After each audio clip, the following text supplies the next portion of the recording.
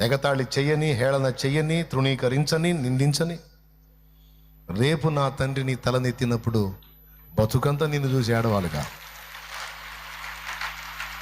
పలుగాకి లోకం నిందించిన ఏకాకి వైని